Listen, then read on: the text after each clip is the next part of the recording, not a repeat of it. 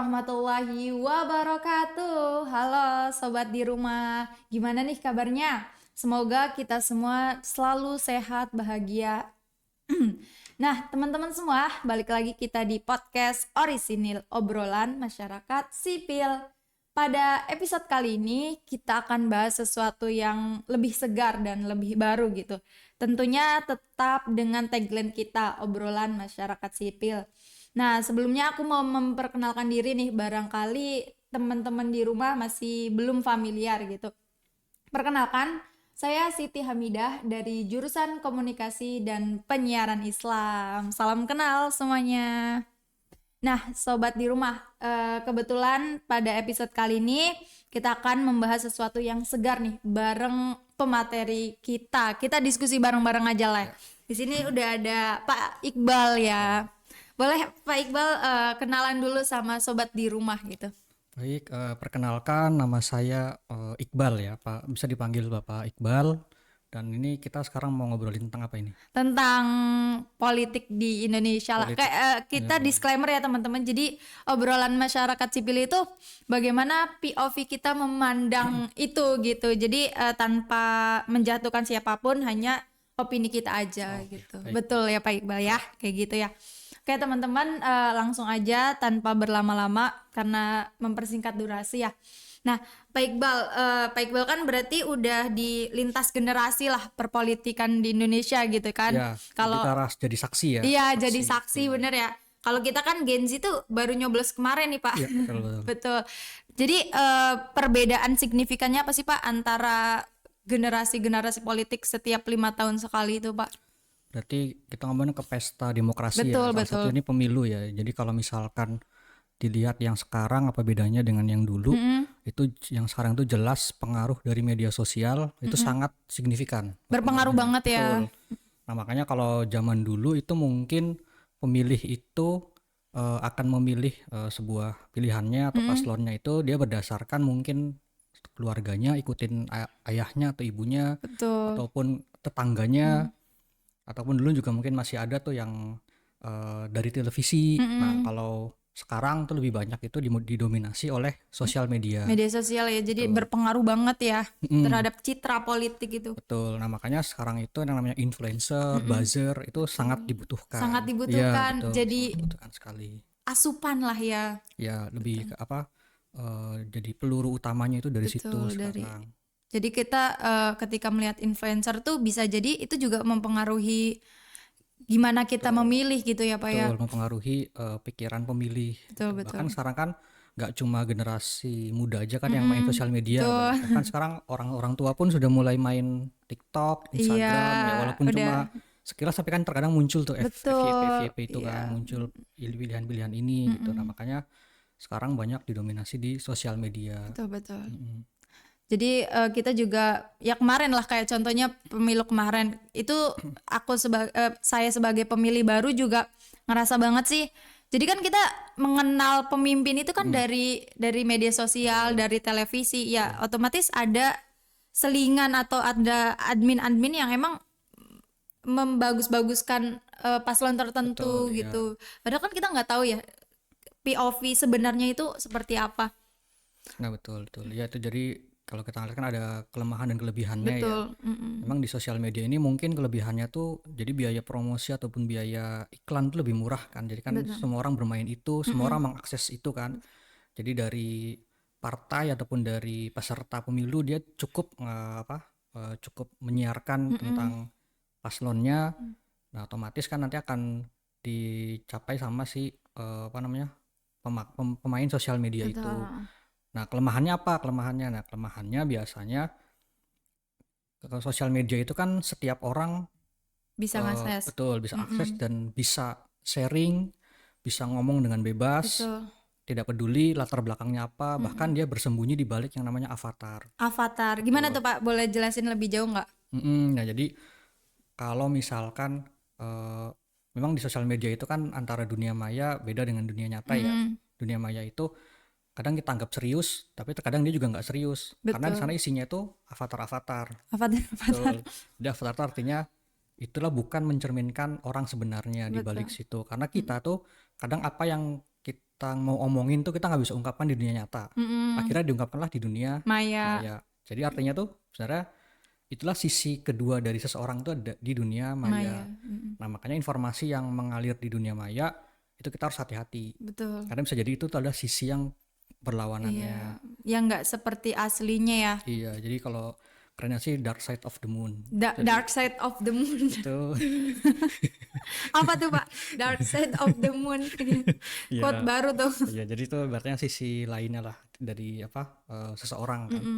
Terus juga yang kedua, kan setiap orang itu punya hak ataupun punya kemampuan yang setara di sosial media ya. Siapapun bisa mengetik gitu. Iya, nggak ada batasan atau dorongan untuk tidak boleh gitu Betul. ya. Jadi seorang profesor atau seorang ahli dia bisa mengetik di situ. Betul. Dan bahkan orang yang bodoh pun yang Bisa tidak berpendidikan pun bisa mengetik di situ dengan kalimat yang sama. Betul. Kan? Nah, jadi si pembaca itu bisa terkecoh dari situ. Nah, itu kelemahannya itu informasinya itu sangat bias. Sangat bias ya. Makanya diperlukan konfirmasi yang bertingkat-tingkat konfirmasinya itu. Bertingkat-tingkat itu seperti apa Pak? Kayak kita mendapatkan informasi nih.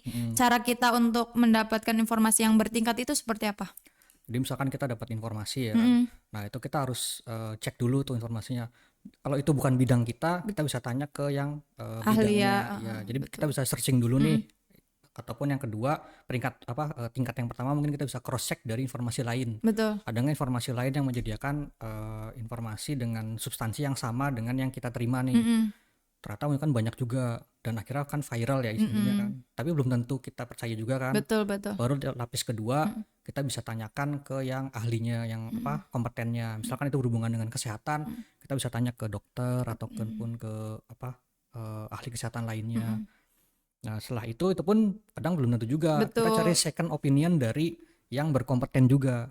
Sama kalau kita sakit nih, kadang kita kalau sakit didiagnosa oleh dokter A itu sakit A. Betul. Kadang kita nyari second opinion kan dari dokter B untuk memvalidasi. Nah, memang tingkatannya jadi ribet. Iya, lebih panjang gitu ya. Lebih panjang. Jadi biasnya itu sangat tinggi ya. Betul. Di situ ya. Nah, itu kelemahannya.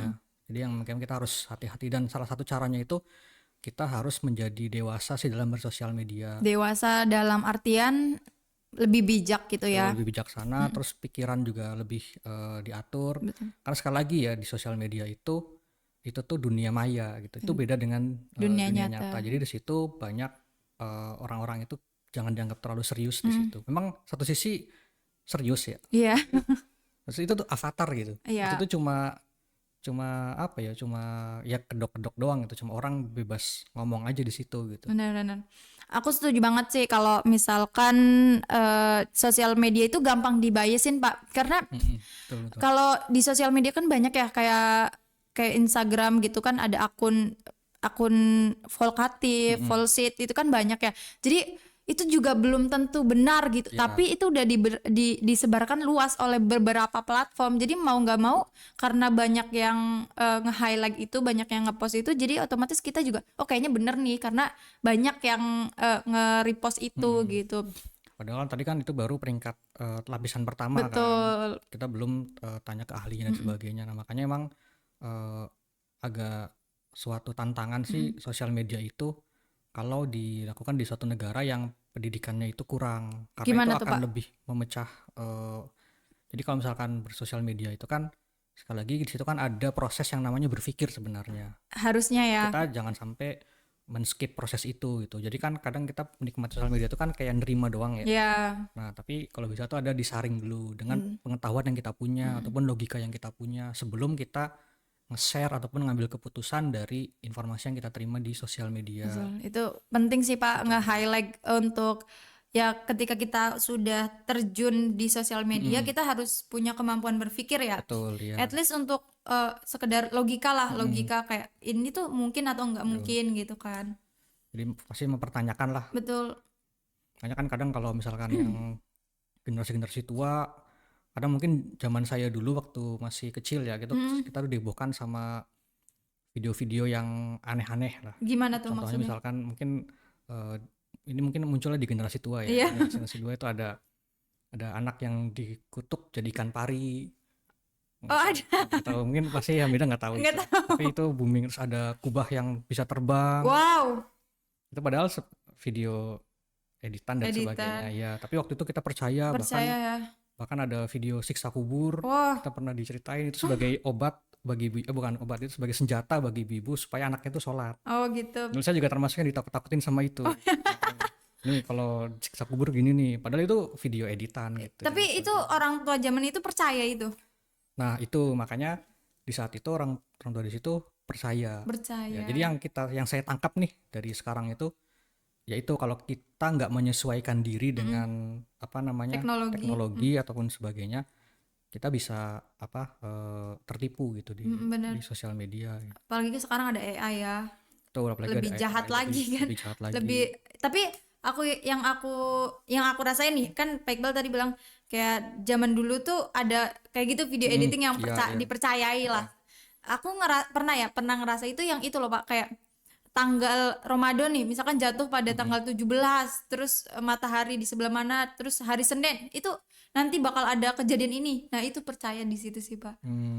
Ya itu salah satu ini juga ya, Iya, salah satu. itu kayak orang kayaknya semuanya percaya deh, kayak mm, orang-orang yang belum inilah masih di tahap pemikirannya masih di tahap sederhana gitu. ya, ya itulah jadi masalah di masyarakat tuh seperti itu. Jadi Mm-mm, di sosial media itu akhirnya saking apanya ya, informasi itu saking banyak, mm-mm, jadi yang apa ya, jadi kualitas informasinya itu jadi nggak bagus gitu. mm, Karena kan kualitas informasi itu kan bagus kalau disampaikan oleh yang kompeten di betul. bidangnya. Jadi di situ banyak sekali orang-orang yang tidak berkompeten Mm-mm, karena ingin viral, akhirnya menyampaikan informasi dengan bebas. mm-mm, Dan si penerima informasinya itu pun karena nggak mau berpikir, mm. akhirnya nerima apa adanya. Langsung ya. Ya, jadi muncullah banyak apa namanya perang ataupun kerusuhan kan Mm. karena sosial media. Iya, Gitu. karena tidak sesuai akhirnya kan diluapin dengan aksi nyata padahal kan itu Iya, intriknya mah di sosial media, salah paham dan sebenarnya. lain-lain ya. Ya, nah itulah berdewasa dalam Mm-mm. bersosial media. Jadi Mm,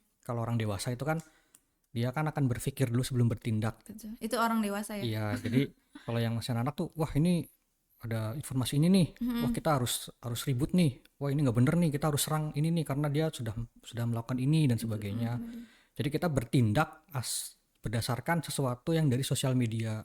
Nah itu tuh jumping, sangat jumping sekali gitu. Mm. Karena kan biasa kalau orang dewasa kan bertindak itu kan setelah melakukan analisa dulu, oh ini udah bener, oh ini bener, baru dia bertindak. Mm. Nah kalau dia langsung lompat cuma sekedar karena informasi di sosial media, dia langsung bertindak, Mm-mm. langsung mengambil keputusan, nah itu kan berarti belum dewasa. Anak-anak itu kan nggak mikir kan, Iya, langsung langsung langsung to the point, to the point, langsung aksi ya. langsung beraksi kan. Nah Mm. itu jadi kita harus berdewasa sih di sosial Iya. media. Berarti Pak Iqbal setuju nggak kalau ada opini, kan ada RUU untuk ini ya, kayak pembatasan gitu ya. Itu setuju nggak kalau misalkan eh, kita sebagai masyarakat tuh agak dibatasi untuk bermain sosial media, misalkan anak kecil yang tidak boleh bermain sosial media dari usia sampai 14 tahun lah. Terus kita juga dilarang komen-komen yang menyudutkan gitu. Gimana menurut Pak Iqbal? Nah berarti kan ini ngomongin kebijakan ya. Iya. Nah ini berarti agak sulit nih kalau tentang Oh kebijakan. iya. Yang pertama kita lihat dari sisi pemerintahnya dulu ya. Mm-mm. Nah makanya pemerintah itu kan dalam membuat kebijakan ya, sebenarnya seharusnya ya dalam membuat kebijakan itu harus bertanya ke banyak yang bertanya kepada yang ahlinya dulu. Udah Yang ini ya. yang pertama tadi kayak pembatasan umur. Mm-mm. Itu apakah benar secara psikologi anak dan sebagainya itu memang harus dibatasi. Kalaupun memang benar dan memang itu scientific ya, memang benar apa adanya, itu bisa Iya, dilakukan. ditindaklanjuti Ya ya. misalkan kayak anak tuh dia boleh bersosial media ataupun dikasih HP itu misalkan ya Mm. contohnya ya di usia paling muda itu di misalkan di 10 tahun baru Iya. boleh. Kemudian di situ dikasih fitur, bisa ada fitur anak kecil tuh Mm-mm. yang itu membatasi Ya. beberapa konten. YouTube Kids kayak YouTube Kids gitulah ya. ya itu bagus sebenarnya kalau itu.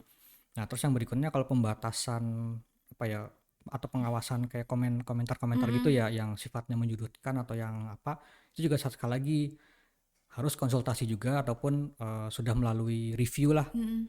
misalkan di ahli hukum ataupun ahli demokrasi, karena kan kita di negara demokrasi ya. Mm. Nah ini jangan sampai masuk ke pembungkaman. Betul, malah jadinya membatasi Ya betul. kebebasan kita ya.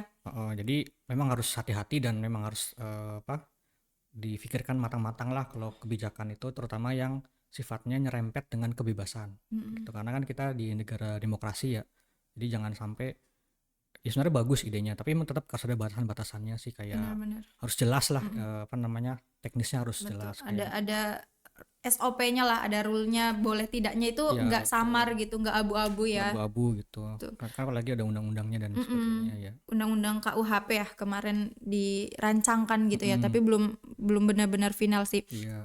Pak Iqbal berarti merasakan nggak di era Orde Baru itu?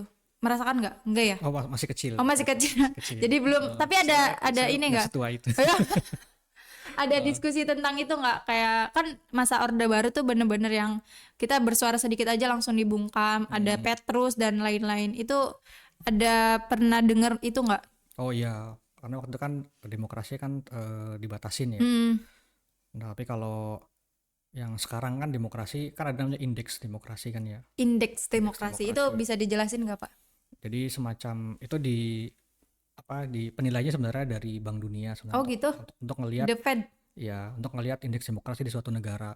Itu mempengaruhi, dia pakai skor. Mm-mm. Kalau skornya makin bagus, artinya tempat negara itu tuh cocok untuk berinvestasi Oh sebenarnya. gitu, lebih ke arah itunya ya.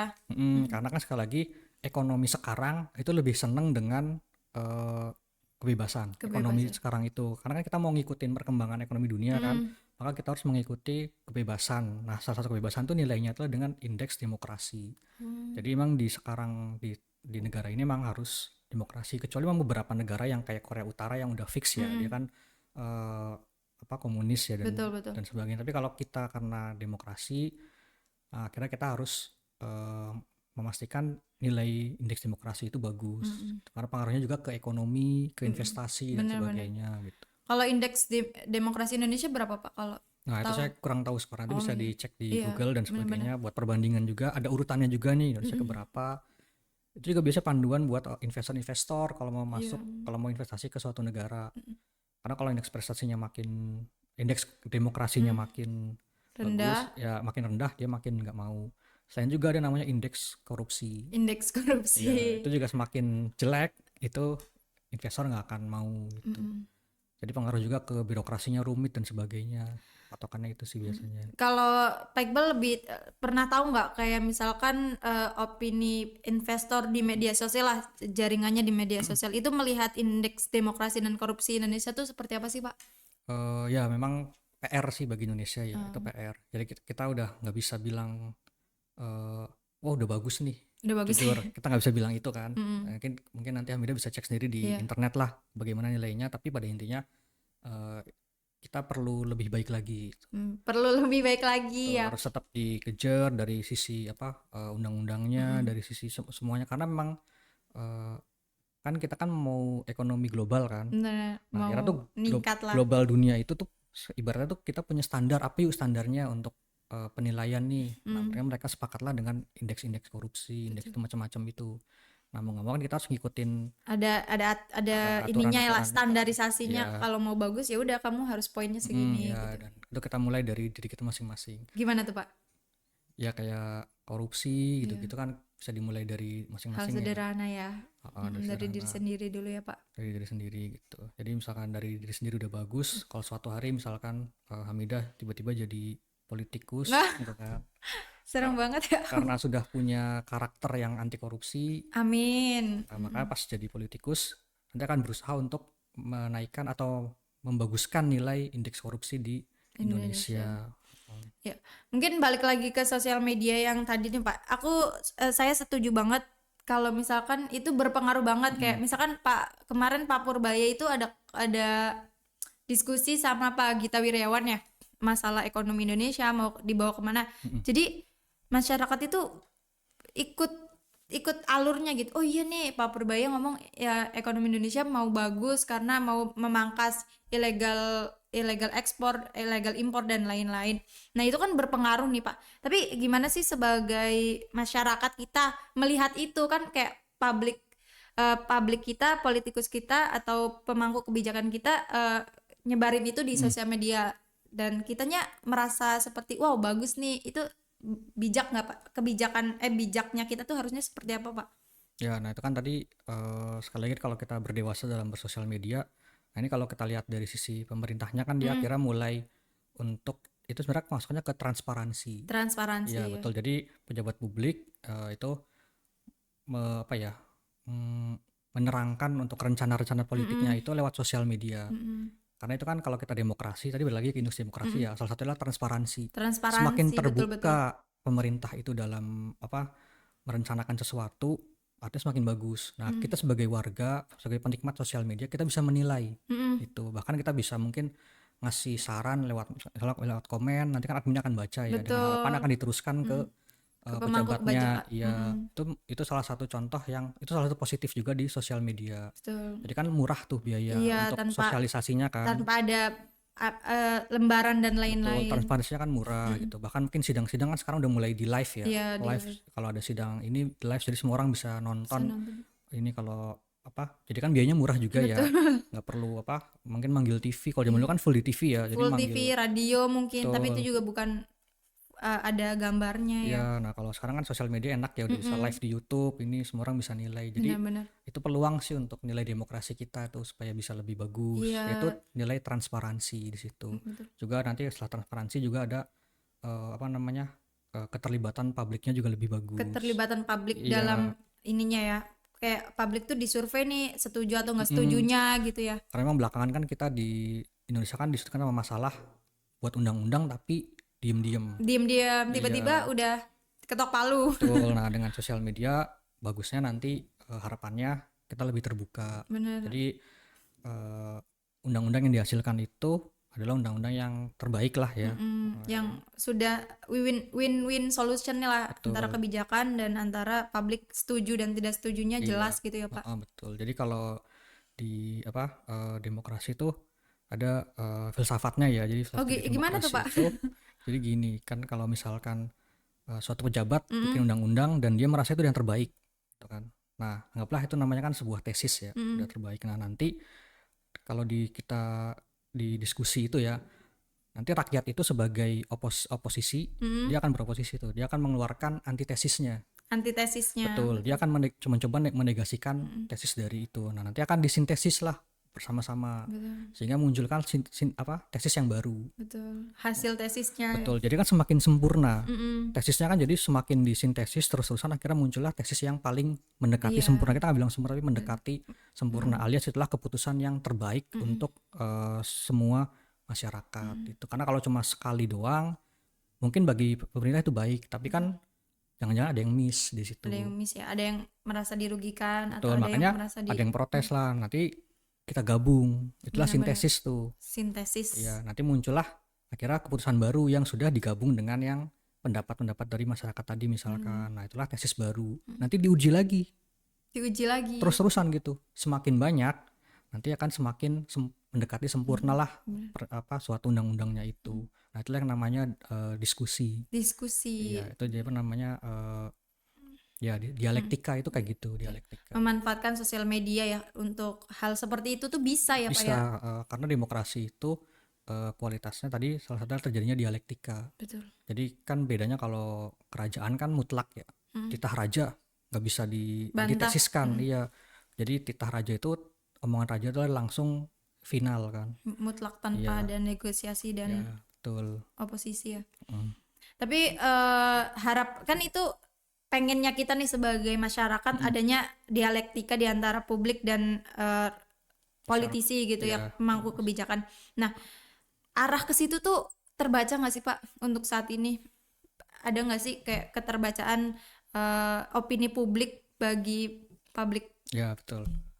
Kita harus positive thinking. Kita Positive harus thinking. berharap karena kan apalagi sekarang kan udah era baru ya, Bener. masuk ke pemerintahan baru dan kita berharap sih mungkin dengan bantuan sosial media, kan kita topiknya sosial media ya, dengan bantuan sosial media bagusnya nanti proses dialektika itu terjadi. Bener. Betul, memang jadi nanti undang-undang itu mungkin agak lama sih untuk membuat undang-undang, tapi Transformasinya lama ya. ya tapi nanti yang hasilnya itu yang sangat berkualitas dan menguntungkan semua pihak di Bener-bener. situ. Daripada buru-buru semalam misalkan langsung jadi, tapi kan ada yang nggak tercover dan sebagainya. Karena itu sosial media bisa kita manfaatkan lah di situ. Itu salah satu kelebihannya lah. Karena kan sosial media itu bisa menjangkau banyak orang ya, Bener-bener. dengan murah dan dengan cepat gitu kan ya. Jadi sosial media juga berpengaruh lah untuk Mm-mm. meningkatkan indeks demokrasi, untuk kita lebih transparansi dalam hal kebijakan dan lain-lain. Nah, kalau misalkan kita sebagai masyarakat nih Mm-mm. Pak, yang kan masyarakat kita itu tadi ya belum tercover semua dari segi pendidikan dan lain-lain. Nah, karena ini sudah terjadi dan bertahun-tahun dan para marginal atau masyarakat kita yang Mm-mm. belum berpendidikan itu masih banyak Mm-mm. gitu, masih sebagian besar lah. Nah, itu caranya gimana Pak untuk mereka juga sekedar memahami lah, memahami kalau mereka tuh punya hak yang sama dan mereka punya kesempatan yang sama gitu. Gimana Pak? Ya, jadi ke pendidikan ya problemnya itu kan Mm-mm. sebenarnya ya. Nah, jadi sebenarnya emang akar masalah itu kalau negara itu ingin maju ya atau ingin apa berkembang, Mm-mm. memang salah satu yang utama itu pendidikan. Itu Mm. investasi jangka panjang tapi kuat.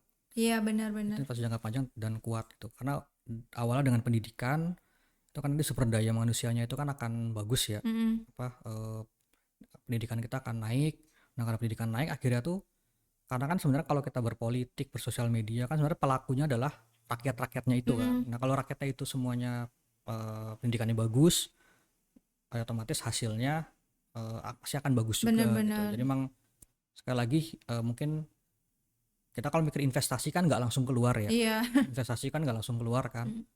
Nah, dan investasi yang terbaik untuk negara itu adalah Pendidikan, pendidikan, betul. kualitasnya ya, Kuali- human developmentnya Pak ya. Ya, memang itu jangka panjang, tapi percayalah negara-negara yang maju sekarang itu waktu dulu dia berinvestasi di pendidikan. Mungkin kan Benar-benar. contoh yang cerita terkenal tuh Jepang kan ya, waktu Jepang. Oh di bom iya, itu kan dia mencari guru kan sebenarnya itu benar-benar. kan maksudnya tuh dia dia tuh ingin jadi jauh gitu, dia ingin menjadi negara yang maju Mm-mm. tapi lama gitu majunya. Nah, akhirnya dia mengembangkan meningkatkan investasinya di pendidikan. Pendidikan. Dan terbukti ya Dan mungkin berhasil. coba cari ada nggak sih negara maju tapi pendidikannya jelek, ada nggak? Pasti Nggak, pendidikannya bagus semua iya, kan. belum belum belum nemu. Oh, ya. Kayaknya nggak ada deh. Karena ya itu kan misalkan kita bahas pendidikan ya.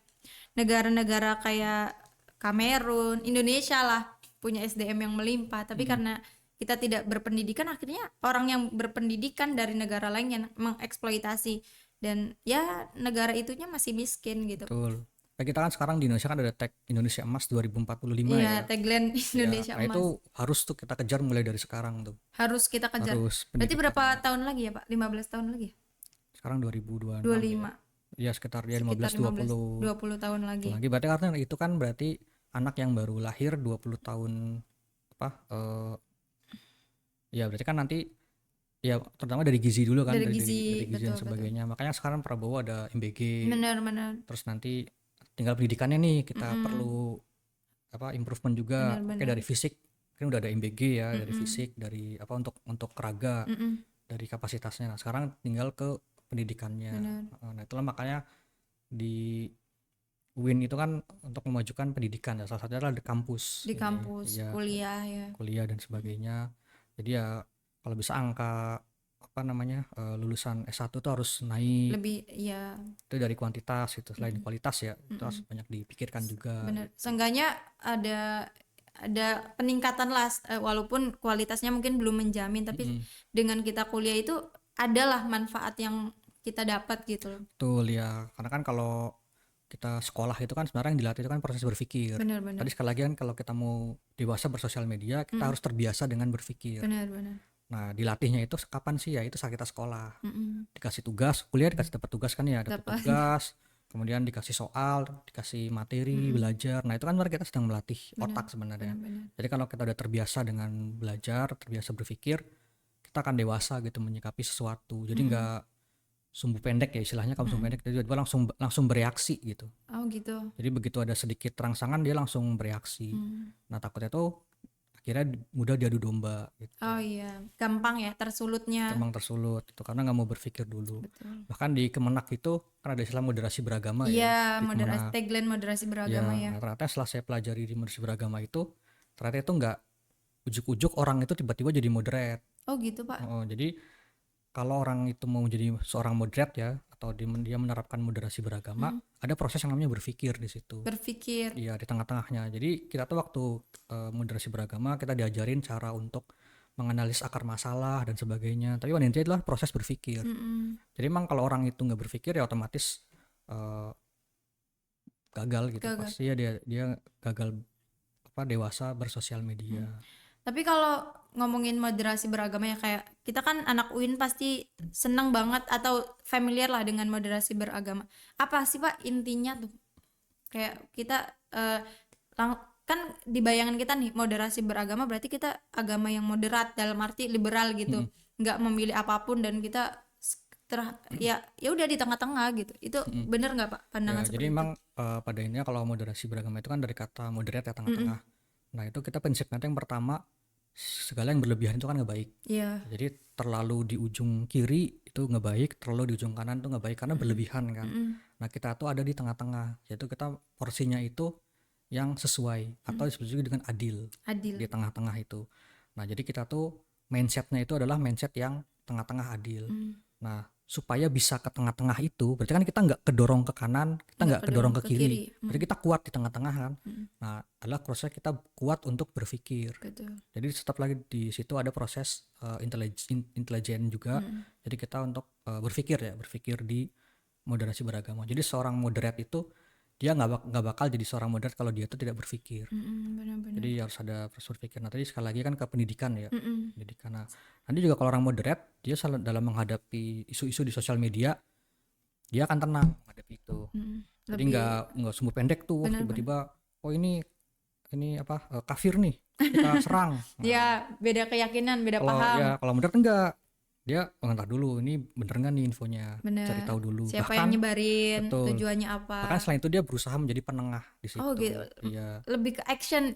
Jadi Actionnya ngambil adalah action penengah. juga di situ ya, selain Iya. berpikir dituangkan dalam action. Betul. Influence orang untuk tidak langsung Ya karena dia berpikir ini sebenarnya tipuan nih, ini ada pihak lain yang mencoba ngadu domba nih. Nah akhirnya seorang moderat itu dia akan sadar itu, akhirnya dia akan berusaha mempertemukan kedua belah pihak, misalnya mendamaikan kalian tuh sebenarnya tertipu karena ini sebenarnya ini. Nah itu kan proses berpikir kan, proses analisa gitu-gitu. Nah itulah moderasi beragama. Jadi ke cara pandang benar-benar manusia itu sih yang nanti efeknya adalah ke aksinya. aksinya. Sehingga dia menjadi pembawa kedamaian. Wow. Gitu. Sampai ke situ ya. Betul ya, pembawa kedamaian. Hasilnya ke situ ya, aksi untuk ya moderasi beragama tuh bukan tentang moderatnya tapi tentang Betul.